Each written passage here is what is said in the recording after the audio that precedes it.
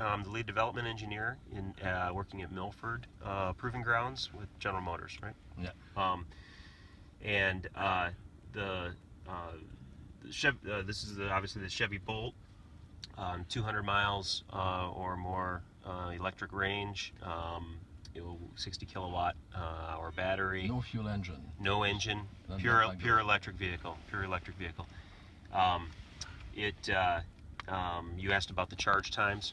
So we allow, an option is a DC fast charge system on here where you can get 90 miles of charge in 30 minutes. Mm-hmm. And we are roughly 80% charge in about an hour on a DC fast charge.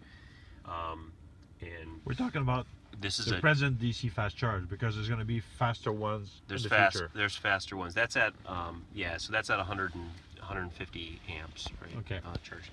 So there will be, obviously the infrastructure is going to keep growing, right? The things are going to get better. Things are going to get faster. Mm-hmm. We can get, like I said, 30 minutes I'm sorry, 90 miles in 30 minutes is easy to get with the current system. If you have a level 2 charger, there's obviously different levels of level 2 charger. There's, but you can charge in about 9 hours or so. With 30 amps. With a 30 amp level 2 charger, yeah. Okay. Vehicle is being built in the Orion assembly plant here. We built the first PPV vehicle just in the last day or so here. So it's not going to be the same plant where you build the Volt? Not in the same plant you build the Volt, no. Okay. It'll be at the Orion plant up the road here in Michigan.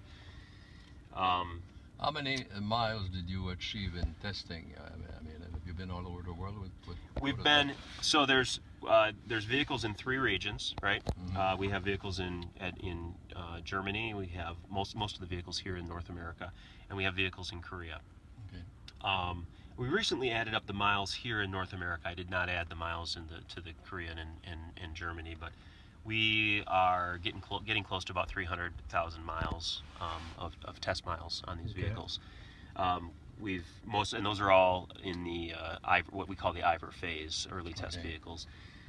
We've got roughly, I'd say, 40 to 50 of those vehicles running around in North America. Okay. And we've been testing. Any big problems that came up during all these? There's always a lot of small problems, but nothing major. It's actually been remarkably simple. Simple. I wouldn't say simple, but many programs run into major issues that potentially cause delays in programming. When this has been a pretty clean program, we've been pretty happy with it. Because when you think about it, a Volt is a more complicated vehicle than this one. You have another powertrain. Yeah. Correct. Yes. Yep. Yeah. Our durability testing has been better than anybody expected, so things have been pretty positive. Yep. What about so? I'll go ahead. Okay, and you were saying all over. So we've taken, of course, we go to Canada. GM facility is in Kapuskasing, Ontario, where we do our cold weather testing. The vehicles have been up there this past winter, doing a lot of cold weather testing. We've had vehicles, of course, in Yuma, Arizona for hot weather testing. We've had durability vehicles down there in both of those cold and hot weather locations. We've done a number of rides out in California, which is one of the, obviously one of the CARB states, right? Where we've done rides from Los Angeles to San Francisco up to Lake Tahoe, and we've done rides from San Francisco to Yuma. Arizona. We've recently did a ride here from Milford Proving Grounds down to Cincinnati and northern Kentucky and back. And we're starting, and in many of those rides we've used the existing infrastructure. We bring vehicle, a charge truck along in case we want to do something that the infrastructure doesn't support. But many of the rides and many of the development engineers purposely try to use the existing infrastructure and adjust their ride to use fast charge stations that are already in place in Cincinnati, Columbus, all through California. There's every day you get on PlugShare and there's a new fast charge station popping Yeah. up in California. Yeah, it grows every week. It grows every week, right? So when we were out there in December and spent a lot of time using the charge infrastructure out there. Like I said, we did have our vehicle with us in case we wanted to. We went to some altitude locations where there wasn't any infrastructure, so we had to use our fast charge truck to charge the vehicles. But the infrastructure is really growing, and the cars have been great. The infrastructure has worked out well. Related to that subject, what was the longest and the shortest ride you got with a full charge?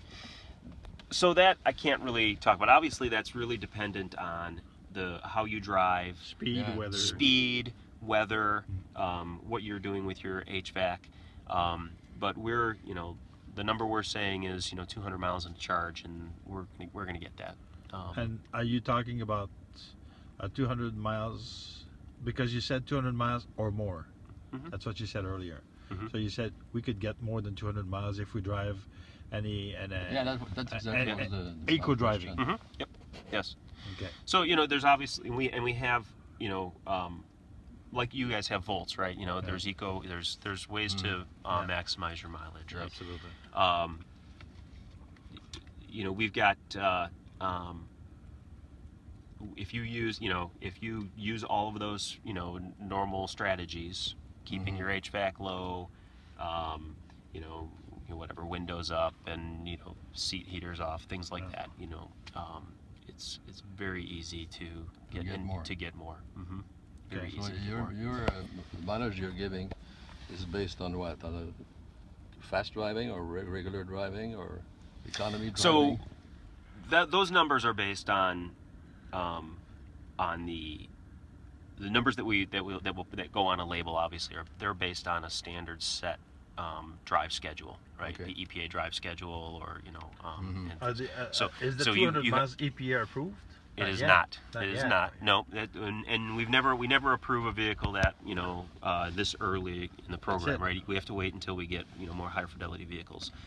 So you won't be advertised right away with 200 miles. No, but we are saying that it'll be a 200 mile vehicle. Where that number winds up, I can't say. We don't even know exactly where that one number is going to wind up, but that number will be 200 miles or more. I have a question for you. It's good. What about battery chemistry? Are you using the same chemistry than you use for the Volt? Lithium ion, regular lithium ion? It's a lithium ion battery. The